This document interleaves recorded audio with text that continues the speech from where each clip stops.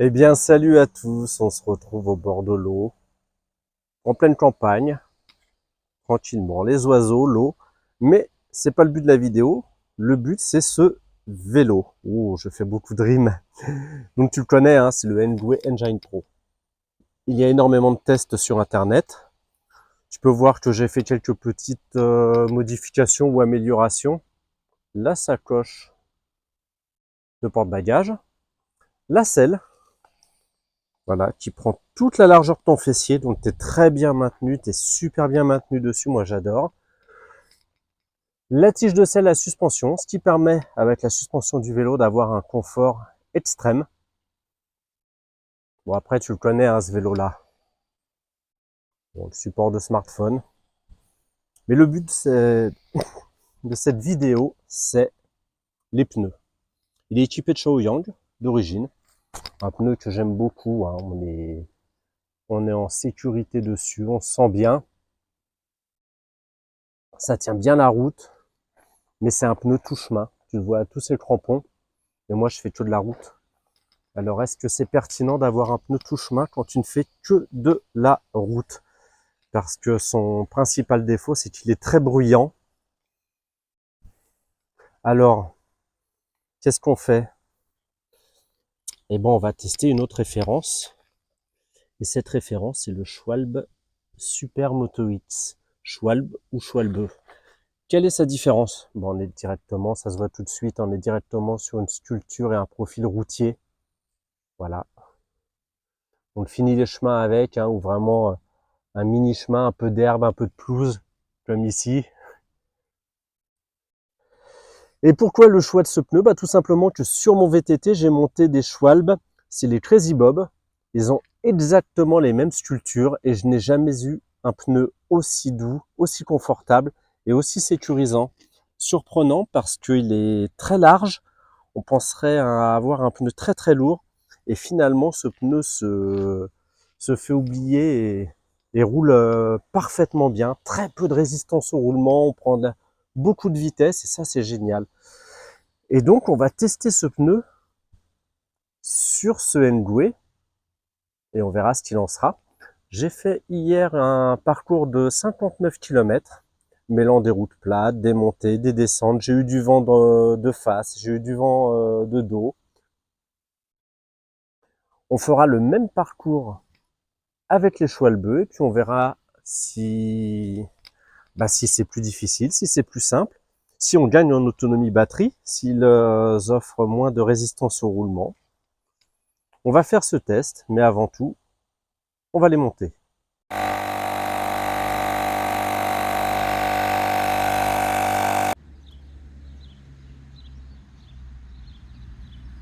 Et ben nous revoici une heure après, une petite heure après.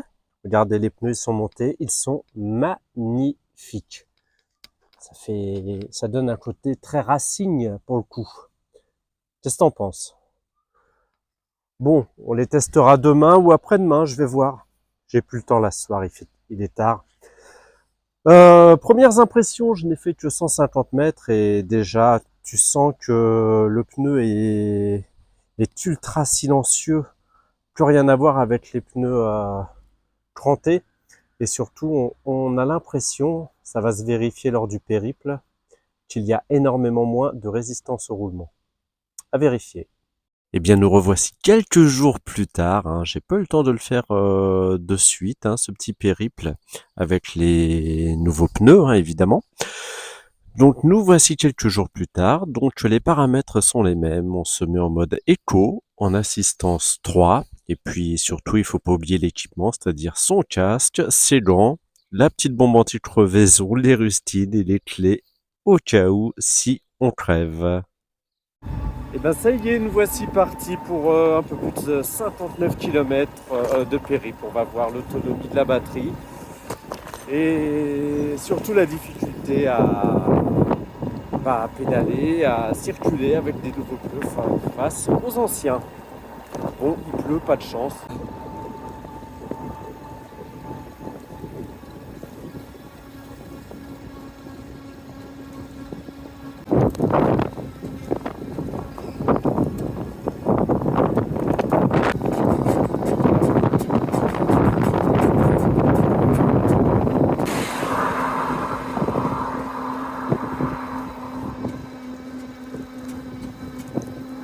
bonne descente, ça fait du bien.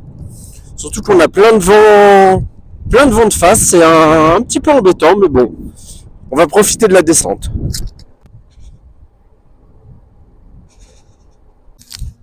Comme depuis le début du parcours, hein, on aide un tout petit peu le vélo, mais très peu, on appuie très peu sur les pédales. Hein. C'est vraiment pour faire que le moteur se mette en action, mais on appuie très très peu.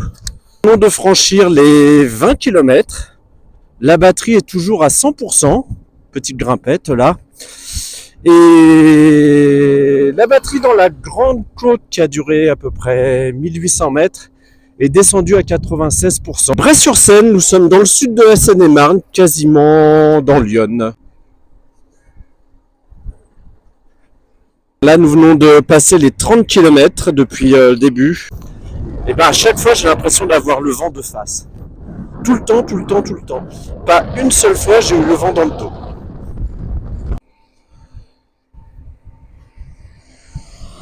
Kilomètre 36, bah là la batterie elle est bien descendue. Hein. Nous sommes à 88%. On va faire attention, on va essayer de ne pas dépasser la limitation de vitesse. Et ben on va faire un petit débriefing du périple. 60 km environ. On a eu un vent assez fort, surtout sur le parcours avec les pneus route. Énormément de vent et quasiment de face sur une très grande partie du périple. L'assistance du vélo a été mise à 3, ce qui nous fait 22-23 km/h au compteur en début de parcours, vitesse qui va un petit peu baisser au fur et à mesure que la batterie elle-même va baisser. Je n'utilise pas la régénération de batterie du vélo, comme tu le sais. Avec ce vélo, on peut utiliser un frein moteur et le frein moteur recharge la batterie. Je ne l'utilise pas. Au niveau de l'appui sur les pédales, il est très léger. Il est plus pour enclencher le moteur que pour aider le vélo. Donc le parcours aura fait 59,6 km au GPS, ce qui nous fait 59,2 km au compteur avec les pneus Shaoyang et 60 km avec les pneus Schwalbe. Ce qui veut dire que la circonférence de ces pneus route est un peu plus petite et donc les roues ont tendance à tourner un peu plus vite. J'aurais mis 2h48 avec les Shaoyang et 2h44 avec les Schwalbe. Sachant qu'on a eu beaucoup plus de vent avec les pneus route qu'avec les pneus tout-terrain. Au niveau batterie, c'était le but du parcours, du test. Après les 59,6 km avec les pneus Shaoyang, il me restait 65% de batterie. Avec les pneus route Schwalbe, combien me reste-t-il à votre avis? Il restait à l'arrivée 76%. Il y a donc un différentiel de 11% entre des pneus tout-terrain et des pneus route. Ce qui veut nous dire que la résistance au roulement est bien moindre avec des pneus route. On le ressent particulièrement lors des descentes. Hein. La prise de vitesse se fait très rapidement et beaucoup plus rapidement qu'avec les Shaoyang. C'est assez impressionnant pour le coup. On sent que le moteur électrique force beaucoup moins avec les pneus route. Ce vélo a tendance à émettre des bruits, enfin le moteur a tendance à émettre de gros bruits quand il force, hein, des bruits de frottement, ça racle au niveau du moteur arrière. Et c'est vrai qu'avec les pneus route, on l'a très peu entendu émettre ces bruits, hein, vraiment lors des grandes côtes, mais sinon tout au long du périple, sur le plat, sur les routes, juste un bruit de vélo électrique traditionnel. Quels sont les avantages à mettre les pneus route? Déjà, on a un bruit de roulement qui est moindre. On n'a pas tous ces crampons qui viennent taper contre le sol. Donc, on a l'impression quasiment de glisser sur la route. C'est une métaphore glisser parce que les pneus tiennent vraiment très fort. Ils tiennent vraiment très très bien. Et je me suis même surpris à pencher le vélo dans les virages. Là où je restais quasiment droit avec les pneus tout terrain. On a un confort de roulement, évidemment, du fait que il y a énormément de bruit en moins et également des vibrations en moins parce que chaque crampon qui tapait la route, ça émettait des petites vibrations dans le guidon. Là, il n'y a plus aucune vibration. Comme je le disais, on a l'impression de, pas de flotter, mais de glisser un peu sur la route. Ma conclusion, si comme moi tu ne fais que des routes bitumées, bah, je vais te conseiller les pneus route, évidemment. Tu as un confort de, de conduite qui est inégalable. Et puis, tu le vois au niveau de l'autonomie, malgré qu'on a eu énormément de vent, beaucoup plus que lors du test avec les pneus tout-terrain. On a gagné 11% de batterie, ce qui nous ouvre des perspectives assez impressionnantes. 76% de batterie après 60 km. Combien on peut faire au juste? 120, 150, peut-être plus. Ce sera sûrement l'objet d'un prochain test. En revanche, si tu fais énormément de chemin, si tu fais de la route, plutôt des chemins sous les bois, des chemins bien accidentés, ou si tu vis au bord de la mer et que tu utilises ton vélo pour aller dans le sable, bah, je vais te conseiller forcément les pneus tout-terrain, les Shaoyang d'origine. Je te conseillerais de les garder.